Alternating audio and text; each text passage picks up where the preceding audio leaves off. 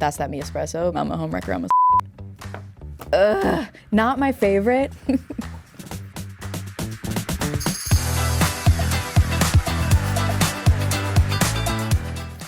And I got this one boy, and he won't stop calling. I saw something online that said someone thought that line was, and I got this femboy, and he won't stop calling. It's so funny. I need to enunciate better, but I'm glad you guys, it is one boy. I got this one boy, and he won't stop calling. But this is from Espresso. And I got this one boy, and he won't stop calling. Based off of experience, if I'm not picking up after 3 calls, take a 5, Kit Kat break. You know what I mean? Like, that's just too much. But also, if I'm calling you, I can call as many times as I want. I love the memes. The memes are probably my favorite part about this song that I've seen so far. That's that me Espresso. Well, saying it out loud just sounds stupid, guys. Like when I sing it, it's cool. Okay. Your signals are mixed. You act like a bitch. This is from Feather. Signals are mixed, you act like a bitch. I really wanted to put this line in a song, so I initially had a whole other song based around this line. And then it didn't make the album, so I put it into Feather. It fits so well. It's a very, very therapeutic line to scream at the top of your lungs. Okay, let's see. Woke up this morning, thought I'd write a pop hit. How quickly can you take your clothes off? Pop quiz. This is from Nonsense.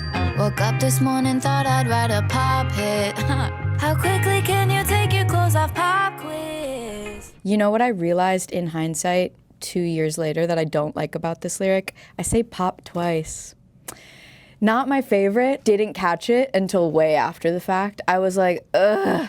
But, you know, no one else has really commented on it. Now I'm bringing it to your attention, so I shouldn't have done that. But this is from Nonsense, and this is a very unserious song from start to finish. So this was one of the lines in the outro, which is very infamous for being nonsensical. BBC said I should keep it PG. BBC, I wish I had it in me. There's a double meaning if you dig deep. It really, truly is for the crowd in front of me, and somehow it always ends up on the internet. But I think my number one will always probably be either Glasgow or Dublin, because in Glasgow, I said, I recycle baby, where's the Glasgow? It's like so stupid that it made me happy. And then the other one was when I turn him on, that dick is Dublin. Yeah, I saw you laugh. Yeah. That's my name. Don't wear it out, though. This is from Sue Me.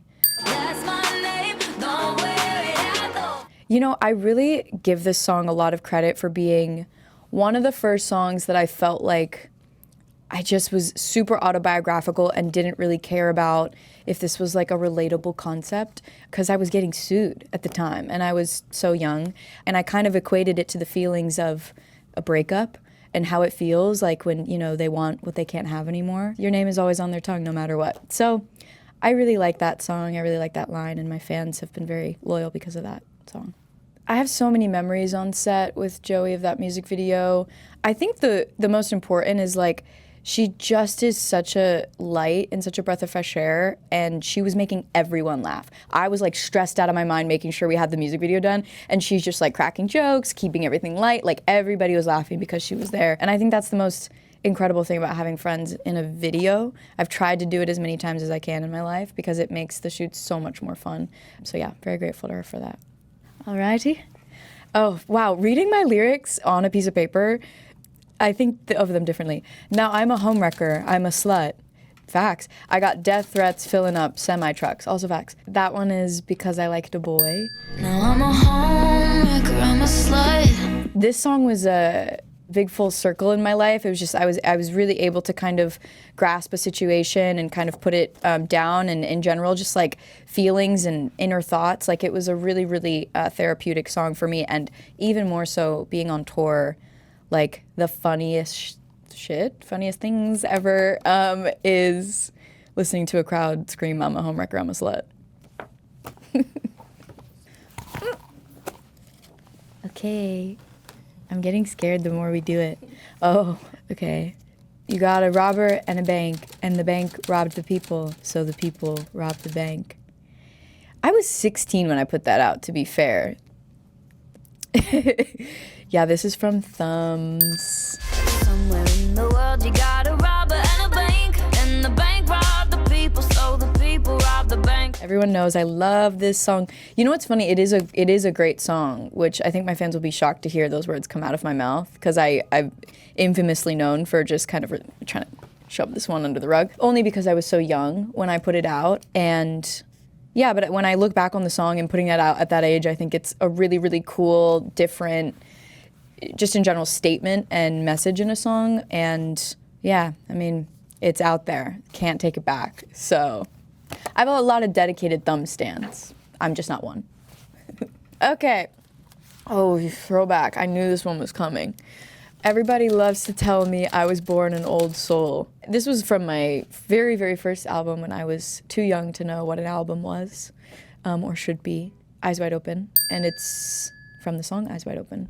Everybody loves to tell me I was born an old soul. It's the very first line of the song, and I think that's why I resonated with it so much. That was something growing up that a lot of people told me, and my mom always told me, just in general, being able to kind of interact with adults from such a young age and being in working environments, being around so many adults, like, you know, my mom was like, I don't know where that came from. Like, when kids like know things or say things that their parents are like, I didn't teach you that, so you obviously, there's something possessing you. That's why I loved that line, and it really resonated with me.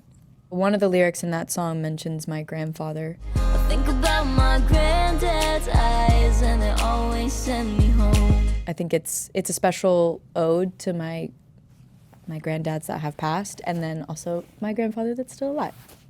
Okay.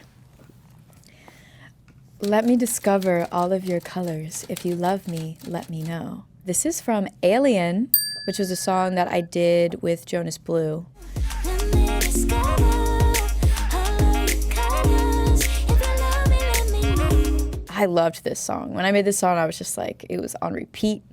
I loved it so much. And it was really when I was just dealing with someone that I was so like, do you like me? Just tell me, please. You know, when you get into like your wit's end and you're just like, at this point, I either want to never speak to you and never know you, or you need to confess your love to me. So that's where that lyric came from. I mean, I think my fans know I really, really love exploring genre. I always have. Within pop, I think pop is so many different things, which is why I don't feel really tied down to anything. And I try not to kind of predict how I'm going to feel in a year, because right now I'm, you know, that's that me espresso, but then maybe next year it'll be a different kind of espresso.